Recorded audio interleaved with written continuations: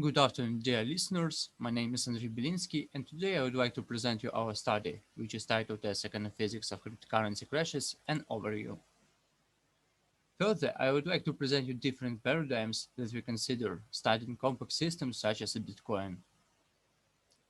For many years in a row, Bitcoin payment system has not ceased to amaze financial analysts, professional traders, academia, and ordinary users who are just interested in this currency and thinking about how to invest in it.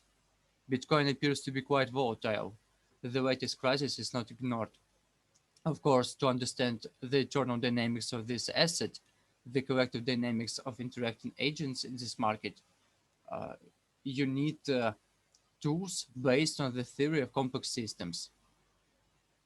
We investigated its period of life, its crisis, and classified them as crashes and critical events. Crashes are presented to be highly volatile and localized.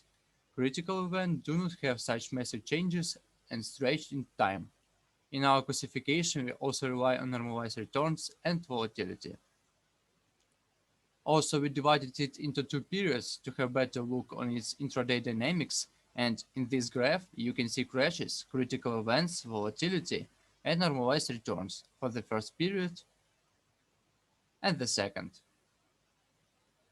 And here you can see table of crashes and critical events, time of their correction, and percentage decline. Our measures we will calculate using sliding window procedure. The idea of informational measures is to quantify the amount of information in data. With these measures, we can define the degree of predictability of specific events. How random or predictable are they? For non-Shannon entropy, we also calculate its modified versions, such as approximate entropy and permutation entropy. Impulsive complexity is calculated with the coarse-graining procedure that considers averaging of neighboring points. Here you can see how it changes across different scales and how it changes across scales and time. In this slide is presented impulsive complexity for the initial scale and for the scale of 40 for the first and the second period. Here we show Shannon entropy for the first and the second period, approximate entropy, and permutation entropy. Multifractality is the characteristic of the system to have the spectrum of fractal dimensions. Multifractal determinant fluctuation analysis was developed in order to investigate the dynamic resources of multifractality, nonlinear temporal correlations versus fat-tail distribution.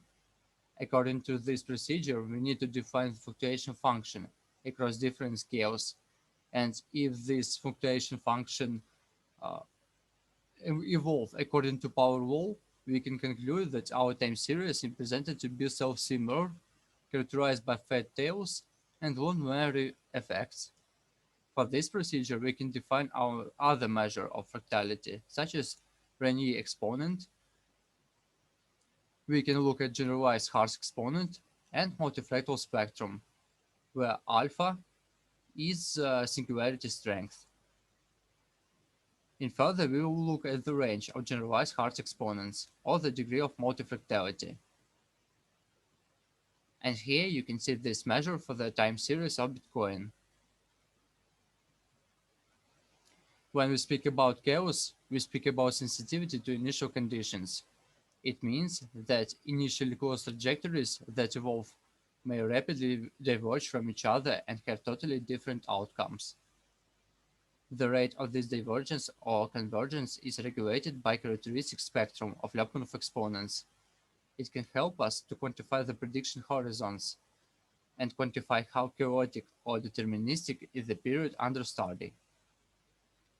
In our paper, we consider three approaches to quantify chaos in the system, but there are many other approaches.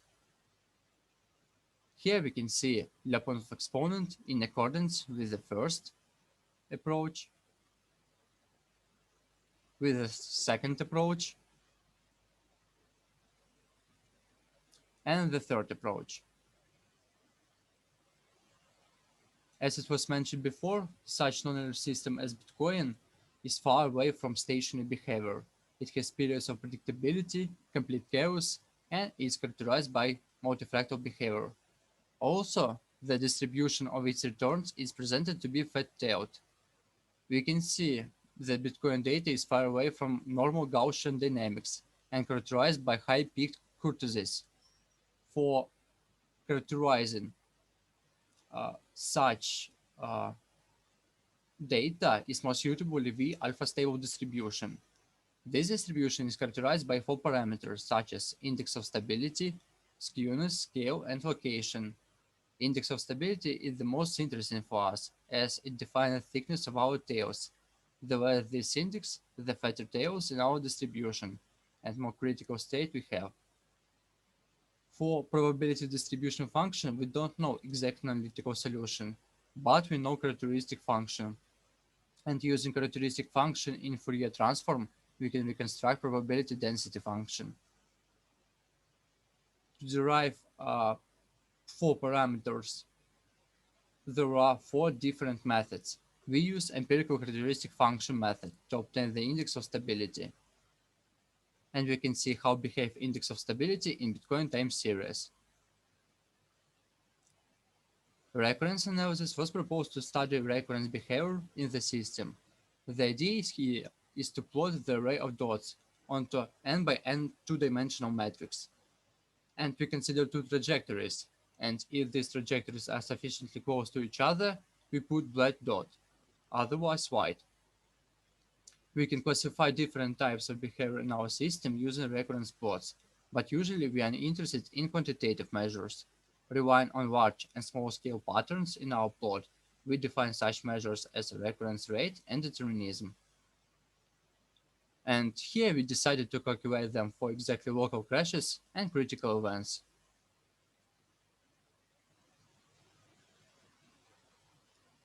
Also, we can investigate informational measures such as entropy to recurrence quantification analysis. And also we quantify the measure of the divergence. Here you can see corresponding empirical results.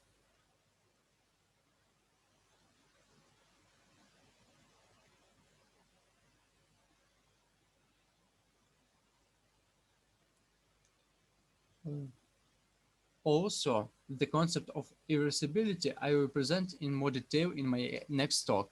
Here I just want to say that irreversibility or asymmetry in statistical properties or data uh, it's characterized by different in forward and backward directions. And it's presented to be chaotic or and non-Gaussian. We calculate irreversibility relying on permutation-based approach. And here we can see corresponding empirical results. We can consider prices of our time series as nodes of a graph, and if these nodes see each other, we can draw edges between them. For a constructed graph, we can consider such measures as average path length and the maximum degree of a node. We can see maximum degree for Bitcoin time series and average path length. Except individual graph of Bitcoin, we can consider the graph of graphs or layers, where each layer represents some cryptocurrency, and these cryptocurrencies are interconnected. For such multiplex measure, a multiplex graph, we can consider following multiplex measures. And here we can see the following results. Also, we can consider such measures as entropy of the multiplex degree and multiplex participation coefficient. And in these slides, we can see corresponding empirical results. One of the most promising paradigm is the quantum paradigm. Heisenberg uncertainty principle and derived economic mass can give us another view on Bitcoin time series. Here we present economic mass for two periods of Bitcoin and its local crashes and critical events. Using random matrix theory, we can define how differ our signal from completely random, how correlated are the cryptocurrencies, and how collective is their behavior. First of all, we construct correlation matrices for initial databases and of a random matrix. Then we define the distribution of eigenvalues and correlation coefficients, and we define corresponding measures of complexity regarding eigenvalues of our correlation matrix. Here you can see the distribution of correlation coefficients and eigenvalues comparing to random matrix. Also, we can see how distributed such measures as inverse participation ratio, and we can see participation ratio and lambda max for Bitcoin time series.